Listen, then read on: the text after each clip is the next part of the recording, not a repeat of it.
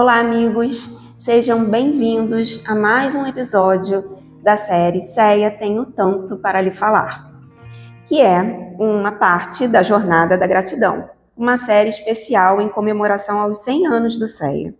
Aqui nós temos a alegria de ouvir histórias de pessoas que encontraram nesta casa de amor, acolhimento, aprendizado e transformação. Hoje, vamos conversar com a nossa querida Leila Santos, que vai nos contar como foi a sua chegada e como o CEA se tornou parte importante na sua caminhada espiritual. Leila, seja muito bem-vinda. Muito obrigada, Juliana. Obrigada pelo convite. Estou muito feliz de estar aqui participando desse projeto maravilhoso que conta tantas histórias, né? De evolução de todos nós, trabalhadores dessa casa. Muito obrigada mesmo pela oportunidade. Que bom, fiquei feliz de você ter aceitado. Vamos começar do começo, né? Sim. Você se recorda de como foi o seu primeiro contato com o CEA? Sim, me recordo. Na verdade, eu matriculei minha filha em uma escola e naquele mesmo ano... minha filha era bem pequenininha na época e um menininho entrou na escola depois, né? Um tempo depois. E eu fiz na porta da escola amizade com a mãe dele. E aí um dia ela me convidou para vir até o CEA e muito engraçado que eu nem titubeei, eu aceitei a proposta e aí marcamos, eu me lembro que foi na reunião de quinta-noite. E aí eu vim com ela e assisti a palestra, gostei muito da palestra. E aí na semana seguinte ela me convidou de novo e aí a gente combinou de nos encontrarmos aqui. Só que eu vim e ela não veio. E aí de lá para cá ela nunca mais voltou para o CEA. E eu continuei no CEA. Então eu brinco que... Na verdade, ela apareceu na minha caminhada naquele ano, somente para me trazer até o CEA, né? Entendi. Nossa, a gente aqui, várias histórias falam de pessoas, e às vezes aparece uma, duas vezes, só para que chegue até o CEA, ou que se inscreva no estudo, alguma coisa assim, né? É um veículo mesmo. E às vezes a gente tem resistência, né? Às vezes a gente recebe convite, seja para uma igreja, ou no caso foi o centro, geralmente, né, a gente tem uma certa recusa a princípio, né? Mas não, eu aceitei de cara a proposta e aí ela me trouxe. E acabou que ela não veio e eu estou aqui. Bom, o que mais te chamou a atenção nesse início, quando você começou a participar da casa? No início, o que mais me chamava a atenção era a confraternização no salão. Eu vinha para a palestra e geralmente eu sentava na parte de trás, porque eu gostava muito de ver as pessoas chegando. E eu lembro que às vezes elas chegavam sérias e quando encontravam alguém no salão, elas abriam um sorriso e se cumprimentavam. Então aquela cena das pessoas irem se cumprimentando me trazia muita alegria. Então eu sempre sentava na parte de trás do salão só para assistir essa cena às quintas à noite. Nossa, era muito bacana, aquilo me preenchia de alguma forma. Eu acho que dava essa sensação do acolhimento. Eu acho que era isso, o acolhimento. Entendi. É muito bonito perceber como cada pessoa vai chegando aqui no CEA de uma forma diferente. Sim, né? Sim. Sempre no momento certo, mas de uma forma diferente. Sim. Bom, logo no início da sua caminhada aqui no CEA, quais foram os primeiros aprendizados que marcaram você? O primeiro aprendizado, para mim, foi a questão da dor, né? Eu lembro que uma vez na palestra, perguntaram, como eu disse, eu sempre sentava lá atrás, então perguntaram, quem aqui veio pela dor? E eu lembro que eu não levantei minha mão, eu fiquei lá atrás observando as pessoas que levantaram as mãos, e eu lembro que o meu pensamento foi, nossa, coitados, eles estão aqui pela dor, né? Estão sofrendo muito, né? Eu não estou sofrendo como eles, né? Embora eu goste de vir, mas, nossa, como deve ser difícil para eles. Esse era o meu pensamento, né? E aí, como eu fiquei frequentando a palestra, eu lembro que no final do ano começaram os informativos para os estudos. E aí eu pensei, vou fazer os estudos. E aí me inscrevi. E eu lembro que no Livro dos Espíritos, eu não sei se já na metade do ano, o Antônio Augusto perguntou quem estava lá pela dor. E aí eu levantei minha mão, porque eu tinha entendido que eu também estava aqui pela dor. Não pela dor da perda de um ente querido, né? Mas pela dor das minhas imperfeições. Porque através do estudo eu consegui enxergar quantas imperfeições eu tinha, né? E que minha estrada seria muito longa. E aí eu entendi, né? Essa foi a minha primeira percepção, que na verdade eu também tinha dor, embora fosse uma dor diferente das outras, né? Por conta de familiares, né? Tantas histórias, mas a minha foi por conta das minhas imperfeições, que eu estava começando a enxergar. E a gente realmente percebe isso, né? O estudo ele traz uma clareza, parece que levanta um véu. Sim. Né? Sim. E a gente vai começando a olhar de uma forma diferente, enxergar o que a gente não enxergava antes. Sim, né? Sim. Eu reitero todos os amigos que estiveram aqui sentados falando sobre a importância do estudo, né? O estudo ele não é só importante para equilibrar, né? Mas sim fazer com que a gente se enxergue. Né? Essa questão do autoconhecimento, que é tão dolorido para nós ainda, é muito necessário. E é através do estudo, claro, com muita persistência, com muita força de vontade, né? É através disso que a gente vai conseguindo se enxergar e vai conseguindo se modificar. Então, o estudo é muito importante para nós, né? Para todos nós. Sim. E o que motivou você a buscar o estudo? O estudo, quando eu fiz a inscrição, na verdade, eu queria aprender um pouco mais sobre a doutrina, mas eu queria respostas para as minhas perguntas, né?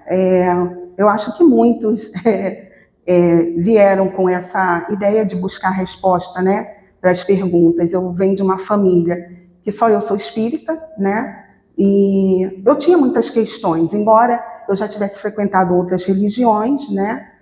Eu não conseguia achar as respostas. Eu pensava de uma forma diferente. Então, quando eu comecei a fazer o estudo, foi que eu fui conseguindo atender essa minha necessidade de obter as respostas, né? E isso foi muito bom. Foi esclarecedor e ainda é. Sim. O estudo é muito importante. Muito importante. Para a gente dar os nossos novos passos, né, na vida. Não só aqui no centro, mas na vida. Na vida. Cada aprendizado abre novas portas dentro da nossa jornada. Então, vamos conhecer agora um pouco mais do caminho que você foi trilhando dentro da casa depois do estudo, né? Sim. Você começou a participar de atividades de trabalho aqui no próprio CEA. Sim. Quais foram os primeiros trabalhos em que você se envolveu? Depois que eu fiz o Livro dos Espíritos, veio a convocação para o curso do atendimento fraterno, e foi o meu primeiro trabalho na casa. Eu lembro que eu entrei e achava que eu não era capaz, né? Mas outras pessoas com a qual eu estudei me incentivaram. Não, vai, né? Porque o trabalho é muito importante, né? Você vai aprender muito. E aí eu fiz a inscrição do atendimento para o curso do atendimento fraterno e vim trabalhar no atendimento fraterno. E eu me recordo que o grupo que eu estava, todos nós não queríamos levantar para atender ninguém, porque éramos novatos, né, dentro da doutrina. E aí eu levantei a mão e fui. Eu falei assim, não, deixa que eu atendo. E fui. E foi maravilhoso. Foi maravilhoso. Quer dizer, eu aprendi muito no atendimento fraterno. Aprendi a ser útil, mas aprendi que as pessoas têm diferentes níveis de dores, né? O que pode ser muito dolorido para mim pode não ser para você e vice-versa, né? Então isso contribuiu muito para o meu aprendizado, a forma como eu comecei a olhar o outro, a dor do outro, né? É importante isso que você está falando, Leila, porque dor não se compara, né? A gente não compara uma dor com a outra. A gente vê a intensidade de cada dor. Sim, às vezes a gente olha ali a dor e fala, nossa, mas foi só isso que aconteceu. Exatamente. Mas a intensidade para aquela pessoa que está passando na situação é muito grande. Sim, e como eu aprendi isso no atendimento fraterno? Foi muito gratificante esse aprendizado. Isso começou a me dar um norte, né, do outro, né, das necessidades do outro. Sim. Bom, com o tempo o trabalho vai se ampliando, porque a gente acaba não ficando num só, né? Sim. Conforme a gente está estudando, a gente começa num trabalho, daqui a pouco a gente está em outro. Sim. E aí vão surgindo novos desafios e oportunidades de crescimento aqui na casa. Você pode compartilhar com a gente como foi essa fase? Sim, posso. Eu, depois do atendimento fraterno, eu trabalhei no passe, né? E trabalhei por muito tempo no passe. E depois veio a pandemia. Na verdade, eu me afastei um pouco antes da pandemia por causa do meu trabalho. E aí veio a pandemia. E depois da pandemia, começaram a retornar as atividades da casa, né?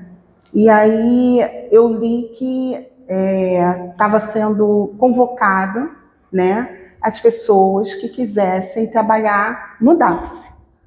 E eu pensei, bom, eu nunca trabalhei no DAPS, então eu vou fazer o curso, eu vou me inscrever, vou fazer e vou retornar. Foi uma oportunidade de retornar para casa. DAPS é o trabalho social da casa. Sim, é o trabalho social da casa. Tem gente que não sabe. E aí eu fiz a minha inscrição, fiz o curso, e aí comecei a trabalhar na reciclagem de brinquedo. E às vezes eu trabalho um pouco na reciclagem de roupa, quando tem um tempinho, quando está mais tranquilo nos brinquedos, eu vou para a roupa. O brechó também, né?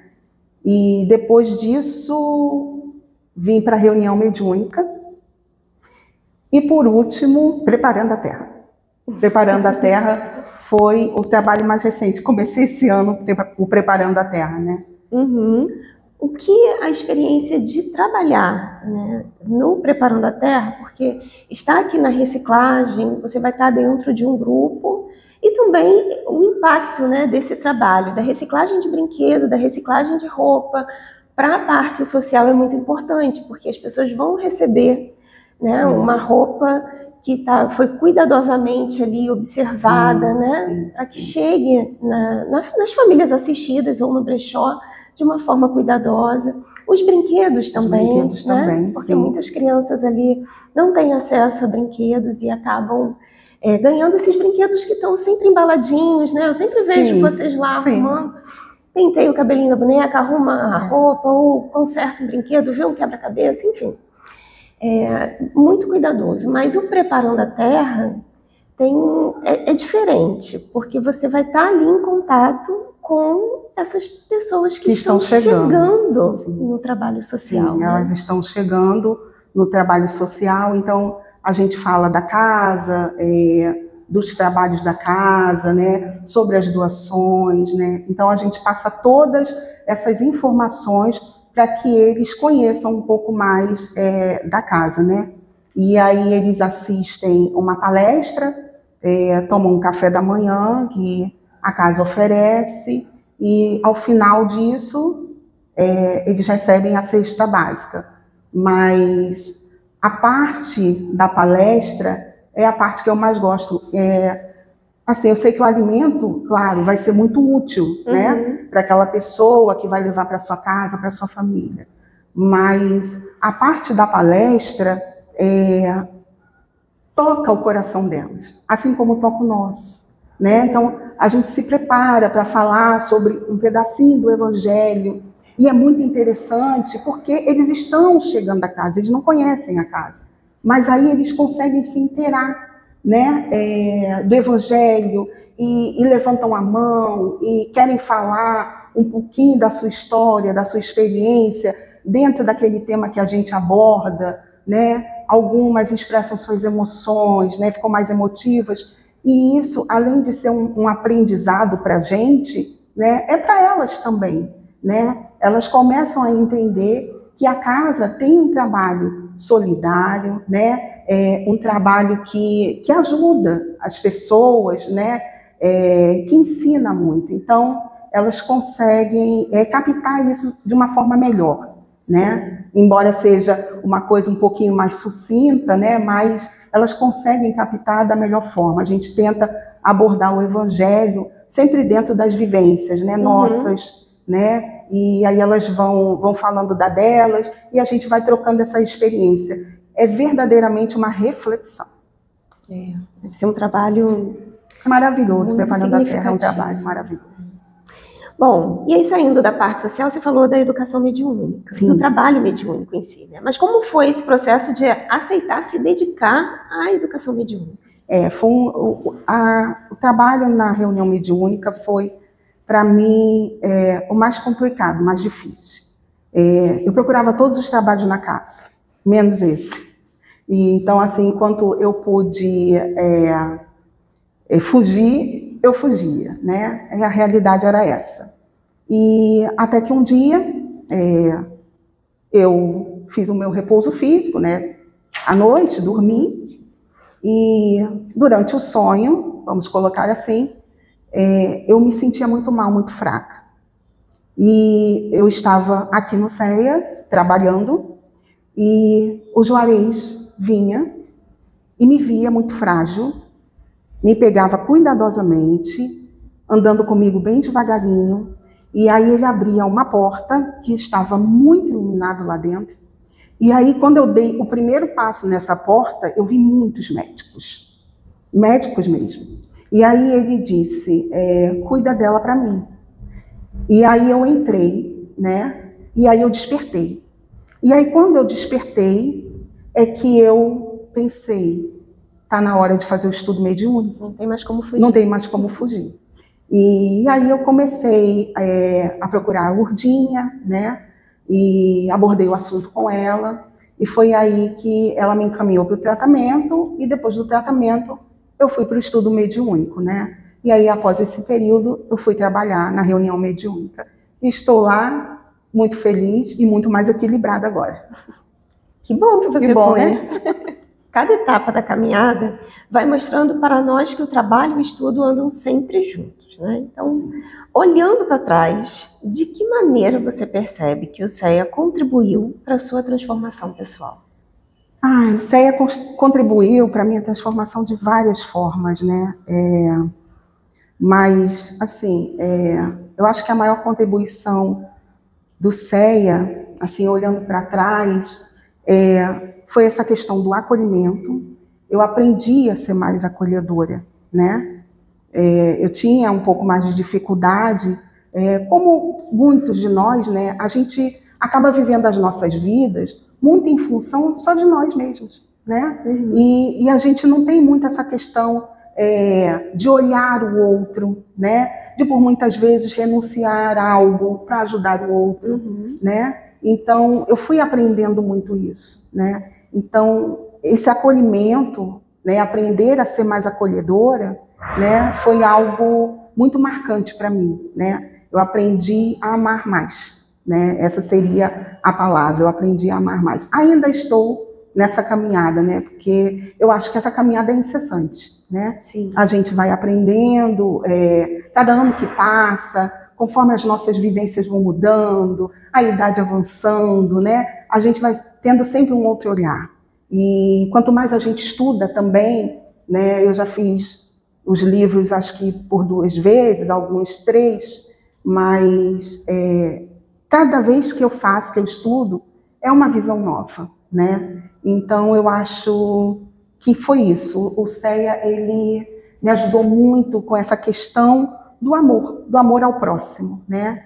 Que era algo que eu precisava enxergar de uma forma melhor, né? Sim. Interessante que você falou do acolhimento e você disse no começo Sim. que o que chamava a sua atenção na palestra era o acolhimento. Exatamente. Né? Então era algo que você já estava. Exatamente. Eu acho que era algo que eu precisava buscar em mim, né? Era essa forma de amar o outro, né?